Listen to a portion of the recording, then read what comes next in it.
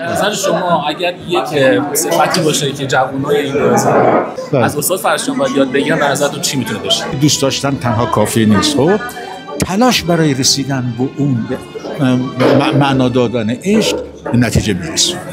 عشق همراه با تلاش. بله یعنی نمیشه اینو با هم باید همراه هم دیگه باشه. در غیر شما مثلا موسیقی خیلی دوست داری ولی اصلا دست به ساز نزنی، اصلا دنبالش نری، فایده نداره. میتونی به عنوان یک نقشه‌بندی فقط گوش کنی. یا خیلی نقاشی دوست داری، خب میره همه نگارخونه ها رو میبینی، موزه ها رو میبینی، نقاشی ها رو لذت هم میبری. اما اگر کسی دوست داشته باشه که به اون هنر بپردازه، عشق همراه با تلاش و واقعا باید استخونش خورد بشه تو اون را که بشه سرآمد، بشه فرشیان الگی فرشیان نشد.